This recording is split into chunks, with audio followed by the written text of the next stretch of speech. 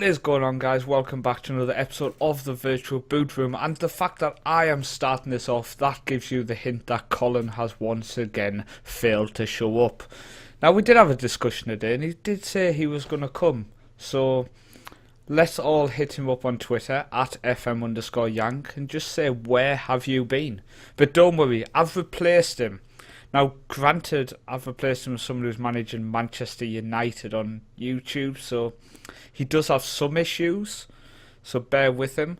But hello, Mr. Teach FM. How's it going there, Paul? How are you doing? I'm going well now. I think it's safe to say that you are one of the quickest growing YouTube channels in the Football Manager community at the minute. Oh, blush. It's been a crazy ride at the moment. It must be said. I think I'm trying to think, and I don't know if it was between 0 and 100 or 100 and 200 where we all entered a chat together. And you've just skyrocketed since then. Yeah, as well, I'm an older guy. I say older guy. I'm 33. I'm not too old. But I've been watching YouTube for quite some time. I'm relatively intelligent, or certainly I like to think so. Mrs. tells me otherwise. And I must admit I came in with a clear and defined plan of how I wanted my channel to be. And based on my watching of YouTube, I knew that much of the success on YouTube, or relative success, should I say, comes from people who basically put the time in. So I treat my channel like it's a job, is probably the best way of describing it. And upon starting my channel, should we say, I actually had a bank of sort of 10 or 15 videos because I aimed to do daily content. And if I'm brutally honest, if I had to nail it down to one reason why I've had growth, regardless of quality of content or anything like that, it's the fact that I'm very, very consistent. I really like the fact that you just said there about the 15 videos you had kind of backlogged. Yeah. And that actually came apparent to me that a lot of people don't do that this week. I noticed some tweets about some issues with YouTube in terms of processing or uploading. Yes. And I sat back and all I thought to myself was, I'm glad I have 10 days in advance uploaded. You would be scared at the amount I currently have uploaded and edited on YouTube right now. I'm not going to say I've fell behind, because I've got a plan that on Monday I'm off work and I don't have football training till the evening, so my Bram Ellison journey is uploaded to Wednesday. Then on Monday I will do up until Sunday. Then on Friday I will do again up until Wednesday, if that makes sense. Yes. I try to keep that 4 or 5 ahead. Now, someone will obviously come back listening to this and think, well, what happens if somebody posts in the comments asking a question, or posts asking for screenshots, etc.? That can have issues. I don't know about yourself, but I normally have 2 or 3 rolling saves, so I can drop back. I think my Bram Ellison journey on YouTube, I've got 9 save files. It's something crazy like that in terms of I have backup 1, backup 2, and every evening when I save to all 9. And that's basically my way of saying I'm covering my arse. But then I also have backup 9 brackets 1, backup 9 brackets 2. So I never have the issue of thinking, oh, my save might never load, because I can just drop back a week or 2 weeks or 3 weeks if I need to. Well, I would say great minds think alike, because it is pretty much to a T what I do now. Of course, when you're recording ahead and you get interaction in the comments section and someone wants to know something, it can present issues, of course, when you've got an episode that you might have recorded a number of days before. But I always alternate my save. So I've got a save file with a number, and that number has grown and grown and grown. And then every time I get 3 versions of that number, like you were saying in brackets, 1, 2, and 3, I then change the number again. So I can pretty much go back to any segment of the save that I need to, if I need to provide anybody with any information, screenshots or out like that. But I think a lot of people will also understand that if you're running a channel that you need to put up daily content, of course there's YouTubers out there who are very, very fortunate, it has to be said, where they're not working. They don't have a 40-hour-a-week job. Therefore, they can record in the morning and release in the evening, and jobs are good. And but for me, with a young family, and I work it's roughly somewhere between 45 and 50 hours a week, it's not possible for me to keep up with daily content with that on the go as well. So to ensure I remain consistent and to ensure that my subscribers still get that video every day, we are left with little choice but to try and cram in when we can cram in. And that way, if something goes wrong, basically, all I'm trying to do is to protect the channel and ensure there's a video up every day. At the moment, fortunately, I've never had the problem where someone's needed something that I've not been able to answer efficiently without having to go back and do anything. But I do protect my files so that I have got the ability to do so.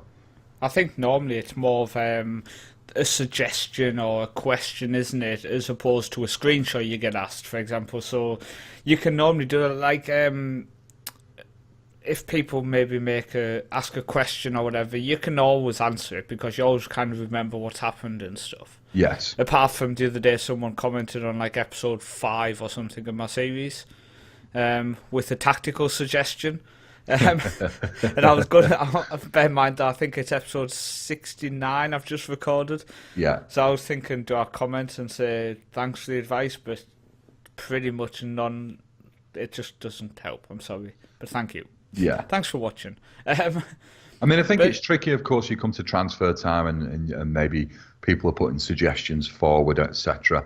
But I'm fortunate enough that because I'm managing a big club, the suggestions are expected suggestions.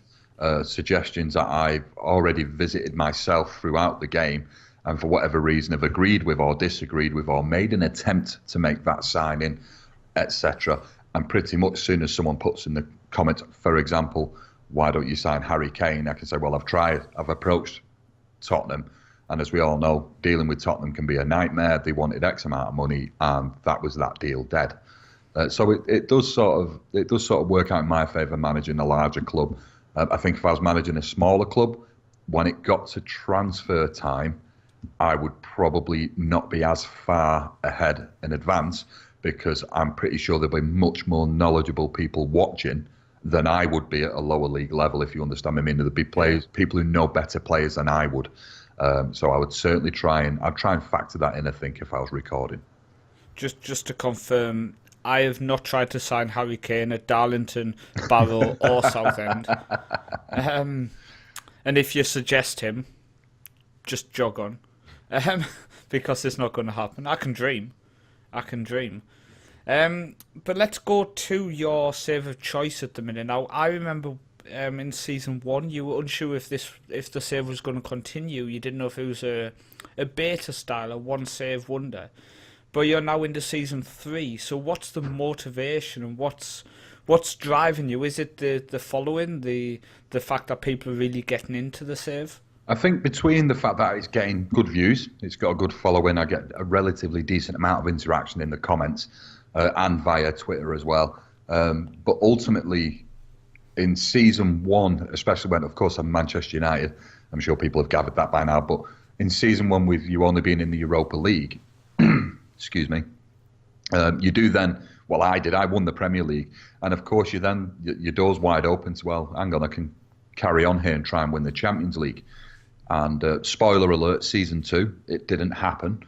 And that's the aim now in season 3, so much so that it's fought the other tournaments, the other competitions we're involved in have almost fallen by the wayside somewhat, with the sole focus being on the Champions League, because the decision was made when we win the Champions League, that's when the series is over.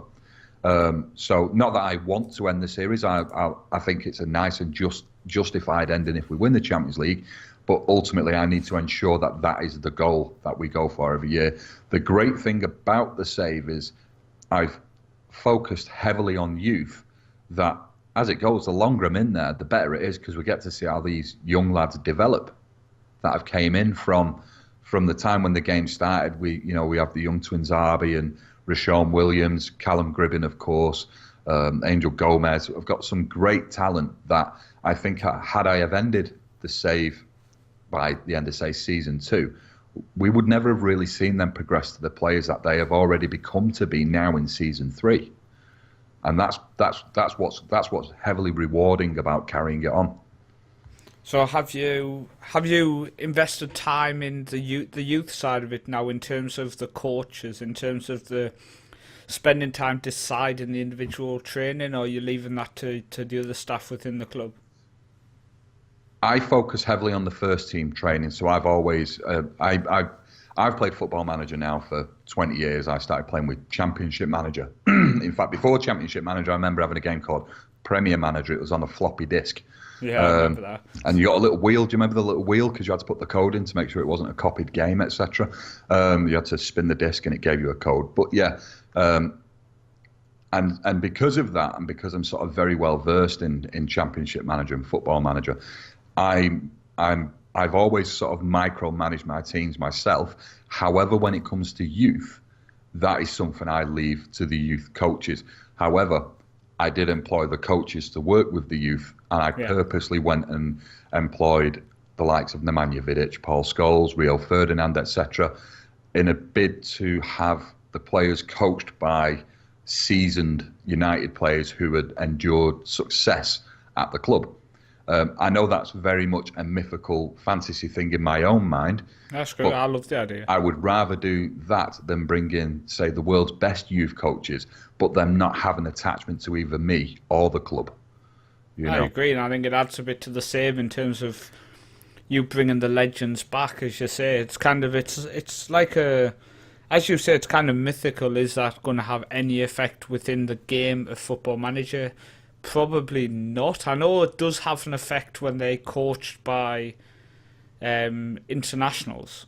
Yes. I've seen that kind of effect, but I think it's more for your personal view. When you look at the coaching screen, you kind of feel that sense of pride of how you've built this team around you. Yeah, I almost have that vision that, these youth, I mean, obviously this doesn't happen because we're just looking at a spreadsheet ultimately, but I have this vision that as Rio and Teddy Sheringham and Vidic are teaching these kids, they're talking about yesteryear and how when they were in that position, they did this and et cetera, et cetera. I say very much a placebo, but I would rather that than have Joe Bloggs and Bobby Smith, who are absolutely fantastic in every area, but have no personality behind them, no attachment.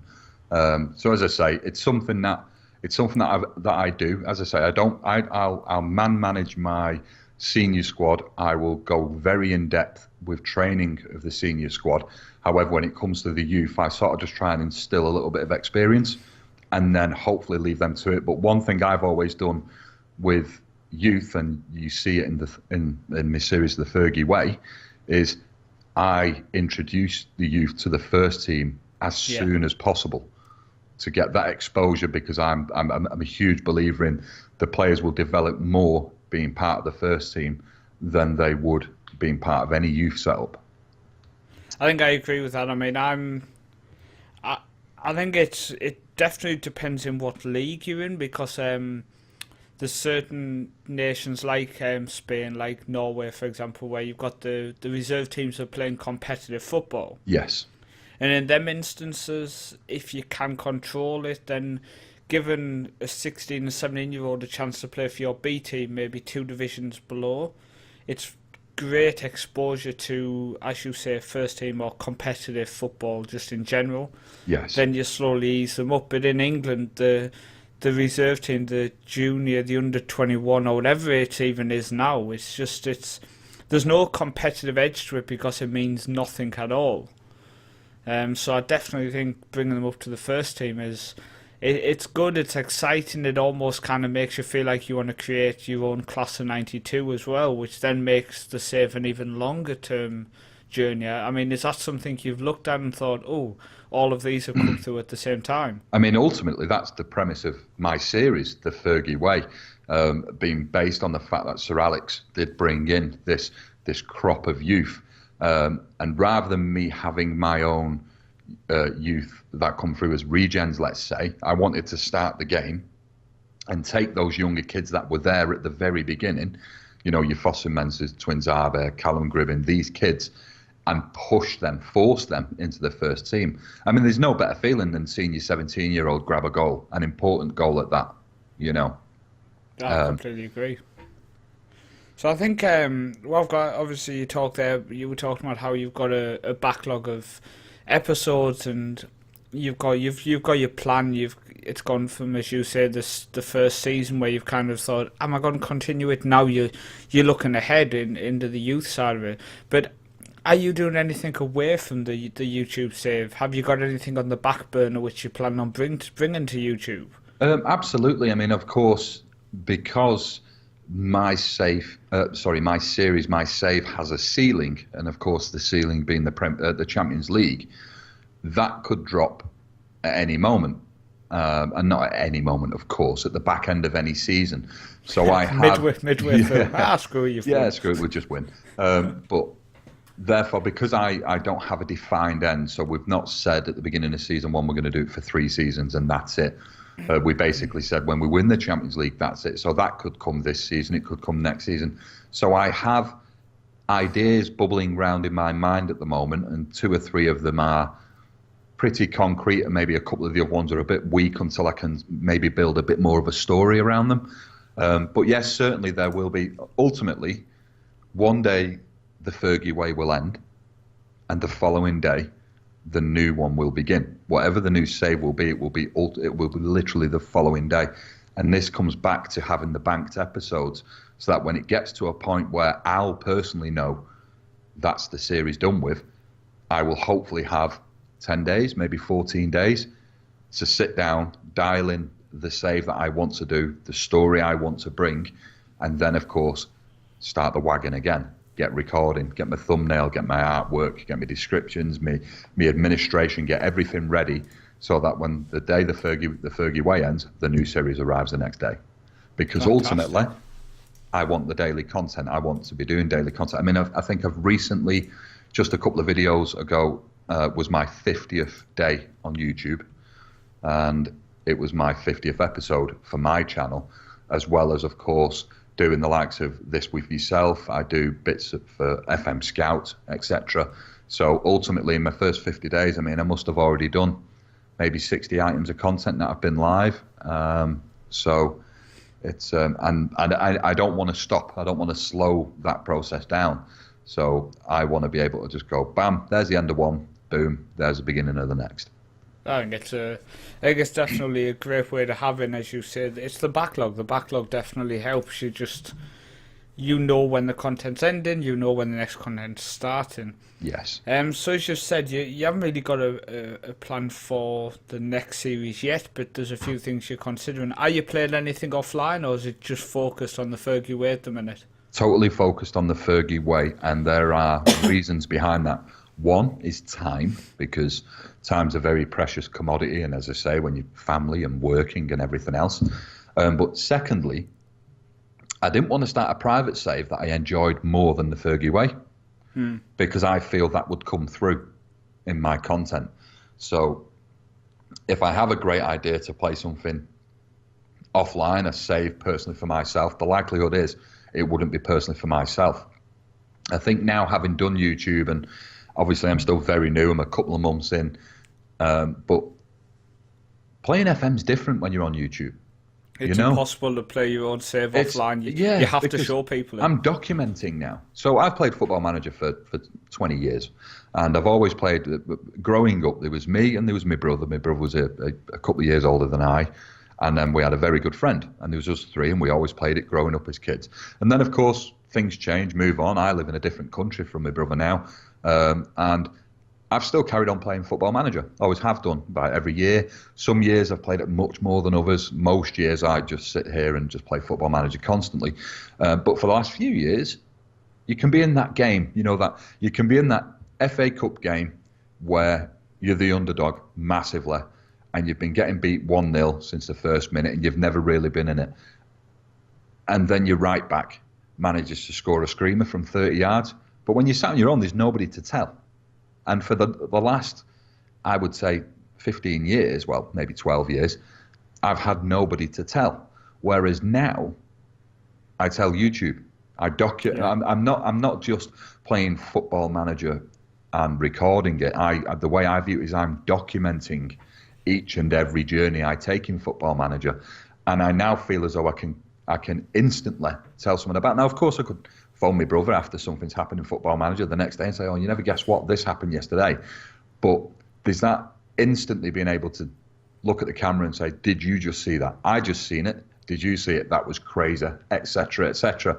And I think because of that experience, and I've not done it yet. I've not played offline since I've been doing YouTube. Not played offline, but I've got a funny feeling when I come to play Football Manager on my own, away from YouTube and everything else. It's going to be a very, very cold experience. Do you know that I completely agree with you because I obviously have Football Manager on my desktop and I have it on my laptop as well. Yeah. And I sat down today. The kids were just playing in because it was absolutely freezing outside. And I thought I'll fire up my laptop on the table and then I can just watch the kids in the living room playing.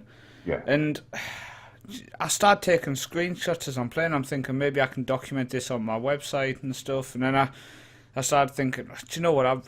All I want to do is just get in front of the camera and record it.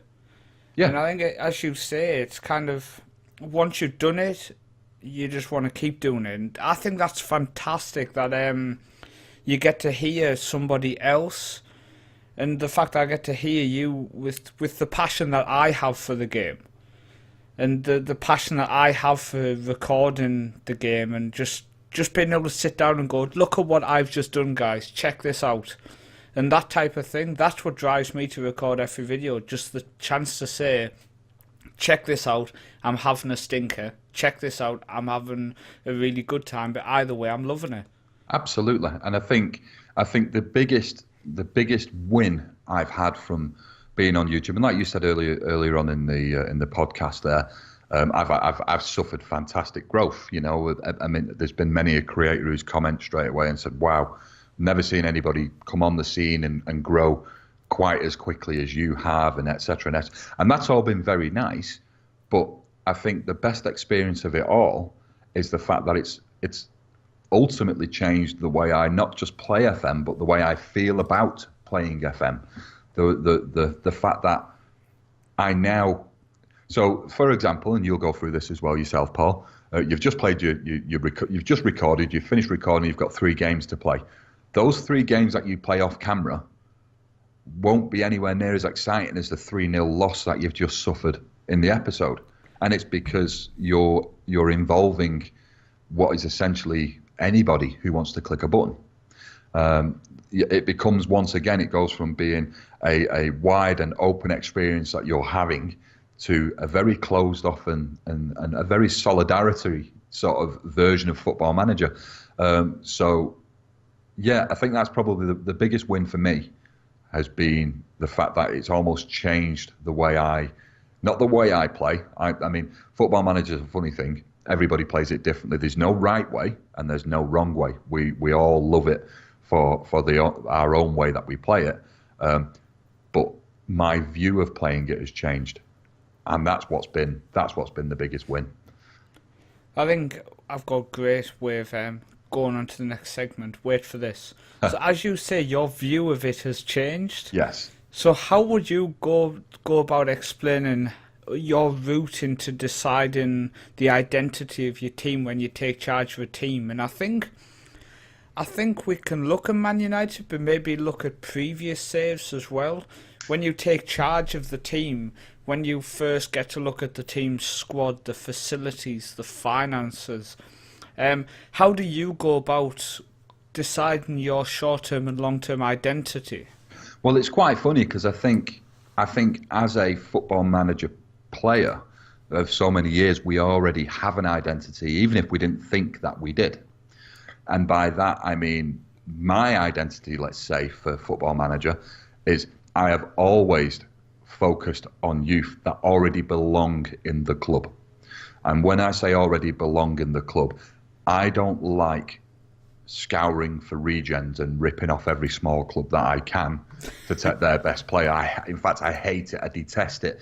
I see so many people who are very, very big clubs in the world, across Europe, and they'll then spend the next 3 days going through the regen dates and plucking the best players from these tiny clubs and giving them nothing more than compensation. So, for example, that's not something I've done while I've been at United. I am of the belief that if that great 16-year-old kid has come through the ranks at Marseille, then he deserves to stay at Marseille. He's Marseille's kid. And then when he gets a bit better, if I like the look of him and I feel I can fit him in, I'll pay them because the club's loaded and it's no real issue. But from an identity point, I always look to see. It's very rare I would look to take charge of a club that I didn't feel had good youth facilities for level of said club. So I'll always look for a team. So if I was looking for somewhat of a challenge in somewhere away from England, let's say, somewhere in Europe, but I wanted to be at a club that can challenge, but maybe hasn't done quite so well of late, I'd be looking for the likes of, say, Ajax, who are known to have this great youth system over 30, 40 years, and that would become almost my own narrative in my mind, is to instill that belief back into the Ajax youth system, because of course over the last few years it's fell off the cliff. I mean, us guys who have been around a bit will remember the years of, Pat Cliver, the De Boers, these players all coming through the Ajax youth system, and that's fell to the wayside somewhat. So that would be the type of save I will always go for, because I want to be able to bring in the youngsters. So the likes of the Fergie way, the save I'm currently doing, is ultimately blueprinted on what Sir Alex did in '92 with the kids. He took that crop of lads. It wasn't the fact that they were a particularly amazing group of lads, because I'm sure way back when he did it, they wasn't. But bringing them into the first team ultimately was the making of them. And that's what I try and do. I'll join a club, excuse me, I'll join a club and I will take a look at the youth and I'll pick out, sometimes it might only be 4 or 5 players, but I'll take a look at the youth, and anyone who I feel who is deemed maybe not quite at the first team's level, but maybe just a little bit below, I'll just throw them straight in. And I'll know that within 2 seasons, those players that I've brought in, I would be more than happy to field in the first team squad in pretty much most of the fixtures. I think one of the things there, you talk about obviously how you focus on the youth and you'd pick the likes of Ajax to kind of resurrect them. When we go onto the pitch, do you go into a club and say to yourself, okay, we're going to be technical, we're going to pass the ball, we're going to have a good first touch, we're going to attack high tempo, or do you assess the players? Because I think it's a big split in the community in terms of half will go in with the mindset, this is the tactic, this is how we're going to play, and the other half might go in and go, well, I'm going to look at the players and we're going to play what suits them best. Yeah, I'm old school. I'm a 2-striker man. So that's something I always look to do from a formation point of view. I want to play 2 strikers because I think for so many years everybody was funneled into 1 striker. Thanks, Mourinho. But everybody changed to the European way and funneled into 1 striker. And I've never done that. I've always wanted to play with 2 strikers. I always want to have a balanced attack. And by that, what I mean is I don't attack for the sake of attacking. So I want an element of possession and great passing of the ball and trying to hold possession. But I want to be able to flip into attack at any given time. But that doesn't mean I'll sacrifice the balance, if you know what I mean. So like you'll see this on the Fergie way, but you won't see me do things like put the wing backs on attack, because ultimately I know that will shaft me, whether it be against the great teams or the mediocre teams. But at some point I will lose points because both my wing backs are up the field. It will always happen. So I'll always have my back four pretty much set to defend. Sometimes, well, in the Fergie way, currently I'm using support roles on my wing backs, based on the fact that hopefully if one gets caught upfield, the other one will retain himself back. But if we're talking about a generalisation of how I like to sort of put my players about on the pitch, it is careful attacking, I think, is the best way I would describe it. I never set my my tactic to attack, I always pretty much play in a control environment. But the controlled environment, when you control so well, ultimately enables you to attack higher up the pitch. I think I don't think I've ever had a team which I could go with control over the last few football managers. Normally my teams are far too crap compared to other teams in the division. In terms of the two strikers, and it's obviously going the European route, etc. Yeah. I mean, I like to only play with the one striker on Football Manager, even in real life. I mean, if I remove my defensive midfielder for Bjerkram, we just look so vulnerable, it's crazy. That's exactly it, and I think that's where football has changed. I mean, I still love the days of the early Premier League when it was 4-4-2 v 4-4-2. I think the best football you'll ever watch. But of course, nowadays it's become very much a controlled game. Back in the midfield. I mean, my team likes to bring it out, and as I say, I mean, in the last game we played a team a couple of divisions higher in a pre-season game, and we were losing the game, so I went 4-4-2 in the last 10 minutes just to see if we could nick a goal. Yeah.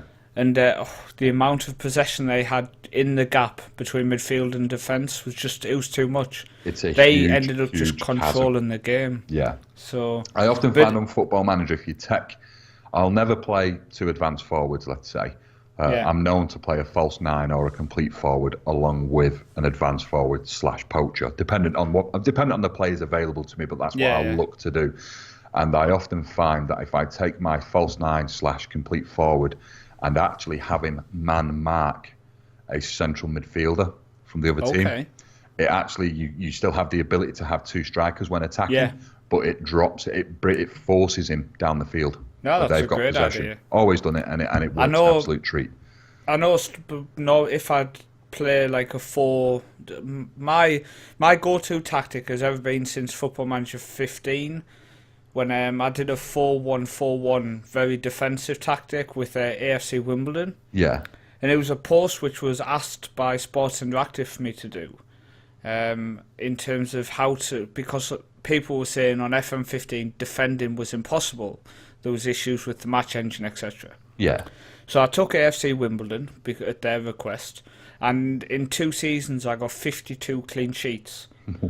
And in FM16 I resurrected it. Football Manager promoted again. I can't remember who it was with. It wasn't with AFC Wimbledon, but again it was 20 to 30 clean sheets a season again with it. Yeah. But the struggle was obviously at the other end of the field.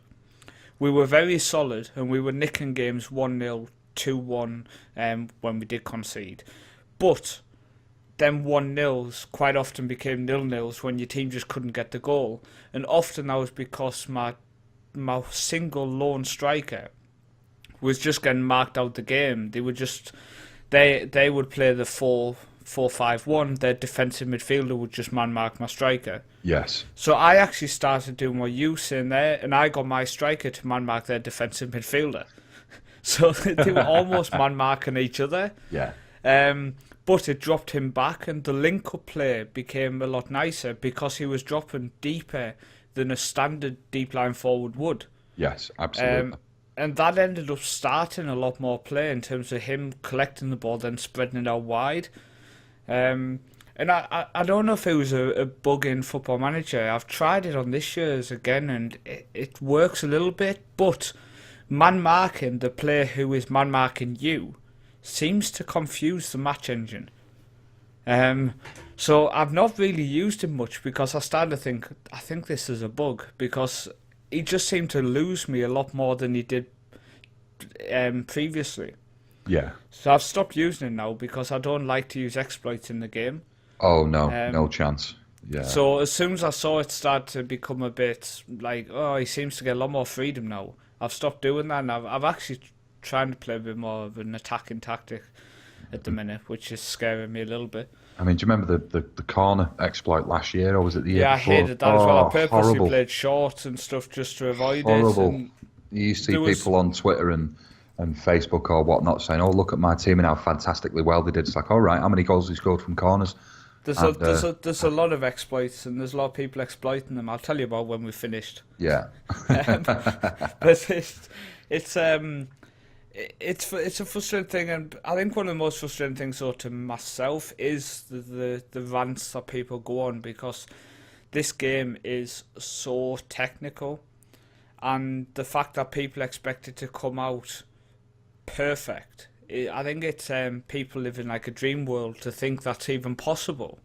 There's always going to be some sort of an exploit available, and because it's just there's so much coding involved in the game. It's such an expanse of a game. There will always be a hole every single time. Normally, as soon as I see someone post an exploit or seeing they found something which works, I will purposely do the complete opposite of it, so I can kind of tell myself, right, you've like was it last FM or 2 ago where 3 up top was just Three crazily, strikers was overpowered. Yeah, I think it was the one before the last one. I think that was when I was just playing 4-1-4-1, and they were like, I got so many comments on YouTube saying play 3 up top, and I was like, nope, not going to happen, Refuse.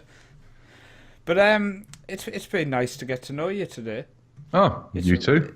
It's yeah, I think we're coming to the end, mainly because we've run out of topics. Again, at FM_Yankee if you want to complain to Colin about that. But tell people where they can find you on all of the platforms you want to share. Of course, yeah. Well, needless to say, it's Teach FM on YouTube, or you could just search the Fergie way. It's my Manchester United save. As I say, we're heading into season 3 now. And also on Twitter, it's at Teach__FM. Needless to say, there must be a radio station somewhere called Teach FM who was able to get the best tag. So it's Teach__FM, and you can get me on Twitter as well.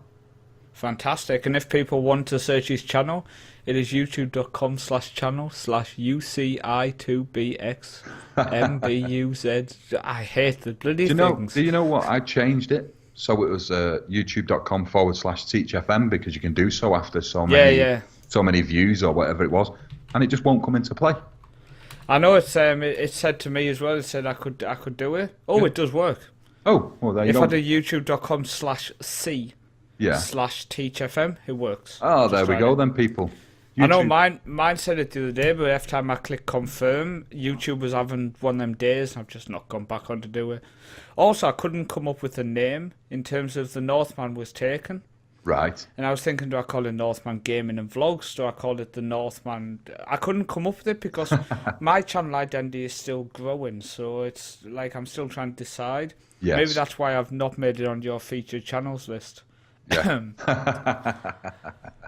My featured channels list, that was actually put together in my first week, and I've not actually done any administration on my channel since it must have been week 1.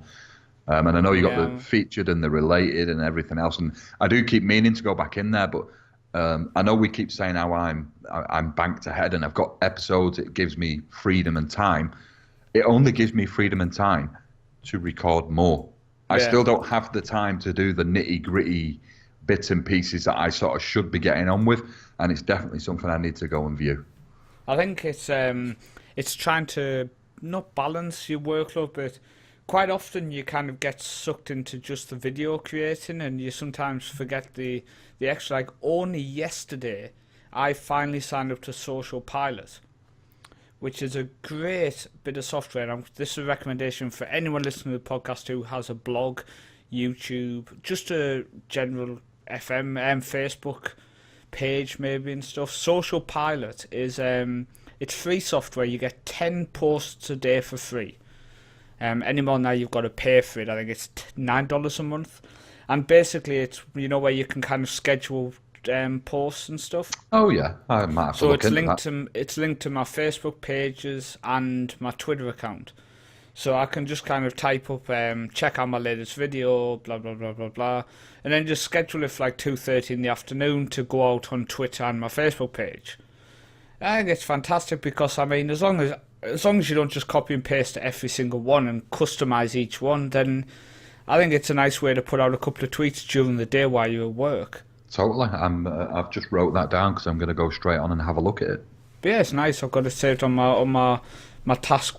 What's that bar called at the top of your? I use a Mac feed. Oh God! If I knew that, I wouldn't have had him on. But yes, that is the end. I want to thank people for listening. I really do appreciate it. Remember to leave a like.